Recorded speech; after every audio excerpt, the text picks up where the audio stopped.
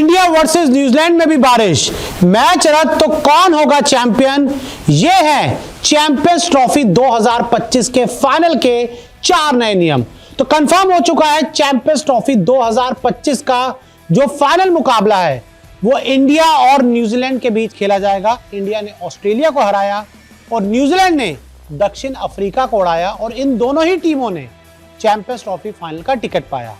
लेकिन अब जो दिक्कत है वो है दुबई का वेदर, जहां पर इंडिया के जीतने के बाद से ही दुबई में एक बार फिर जो इंद्र देवता हैं वो मेहरबान हो चुके हैं और जो बारिश है वो रह रहकर दुबई में परेशानी है बढ़ा रही है और जो कंडीशंस हैं पूरी तरह से ओवरकास्ट हो चुकी हैं।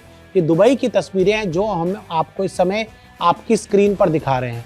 तो भाई साहब, मुद्दा ये है कि अगर इंडिया वर्सेस न्यूजीलैंड मैच में भी बारिश आती है तो कौन बनेगा चैंपियन? अगर मैच नहीं हो पाता तो चैंपियन कौन बनेगा? इस फाइनल को लेकर आईसीसी के क्या नियम हैं जिससे विजेता तय होगा, मैं आपको बता देता हूं। देखिए, सबसे पहले तो जो चैंपियंस ट्रॉफी और ओडीआई में जो नियम है वो ये है कि आपका 9 तारीख को मैच है। पहले तो कोशिश ये की जाएगी कि अगर मान लीजिए ओवर्स कम होते हैं, वैसे तो 50-50 ओवर का ओडीआई मैच होता है, लेकिन अगर बारिश की वजह से ओवर कम होते हैं तो कोशिश ये की जाएगी कि कम से कम 20-20 ओवर का मैच हो पाए, यानी कि ओडीआई को T20 में कन्वर्ट कर दिया जाएगा और कोशिश की जाएगी कि 9 मार्च को ही चैंपियंस ट्रॉफी का जो विनर है आपको मिल जाए, अगर 20-20 ओवर का मैच हो पाता है तो। अगर मान लीजिए 20-20 ओवर का मैच 9 मार्च को नहीं हो पाता, क्या चैंपियंस ट्रॉफी 2025 के फाइनल के लिए आईसीसी ने रिजर्व डे रखा है?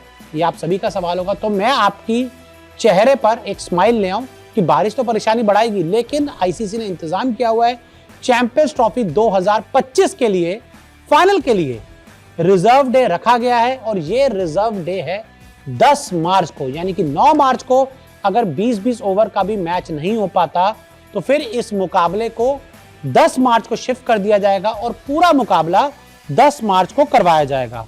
अब साथ ही जो सवाल आता है कि सुपर ओवर, हर कोई जानना चाहता है कि 2019 वर्ल्ड कप में हमने देखा था कि किस तरह से सुपर ओवर पे विवाद हुआ कि सुपर ओवर में स्कोर टाई हो गया और उसके बाद इंग्लैंड को बाउंड्री के आधार पर विनर घोषित कर दिया। लेकिन मैं आपको बता दूं कि सुपर ओवर इस बार भी है। अगर इंडिया न्यूजीलैंड मैच खेलते हैं और जो इंडिया 250 बनाती है, न्यूजीलैंड भी 250 बना लेती है, तो फिर सुपर ओवर होगा।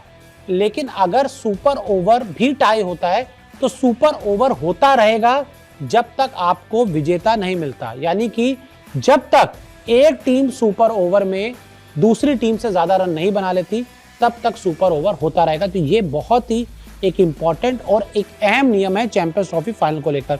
और साथ ही मैच रद्द, अब जो आप सब जानना चाहते हैं कि अगर मान लीजिए 9 तारीख को बारिश आती है, खेल नहीं हो पाता, 10 तारीख को भी बारिश आती है, खेल नहीं हो पाता, ना 20 ओवर का खेल हो पाता है, कुछ भी नहीं हो पाता, तो फिर चैंपियन कौन बनेगा? तो इस सवाल का जवाब मैं आपको दे दूं, ऐसे में फिर आपको एक नहीं 2 चैंपियन मिलेंगे। जी हां, दोनों ही टीमों को जॉइंट विनर घोषित कर देगी आईसीसी।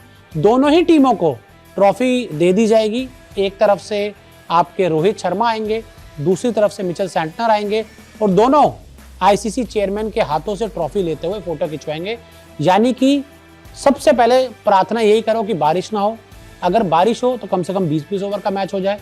अगर 9 तारीख को मैच नहीं हो पाता तो फिर प्रार्थना करो कि भाई 10 तारीख को मैच हो जाए, उस दिन भी 20-20 ओवर का मैच हो जाए। वरना अगर ये मुकाबला 20-20 ओवर का 9 या 10 को भी नहीं हो पाता है तो फिर जॉइंट विनर्स होगा। और इतनी मेहनत के बाद, इतना दम लगाने के बाद कोई भी जॉइंट विनर नहीं बनना चाहेगा। सब यही चाहेंगे कि भाई या तो जीते या हारे, मैच जरूर हो। तो ऐसे में बारिश आ सकती है, परेशानी बढ़ा सकती है, लेकिन मुझे पूरा भरोसा है कि इंडियन क्रिकेट टीम न्यूजीलैंड को हराएगी नहीं, बुरी तरह से उड़ाएगी।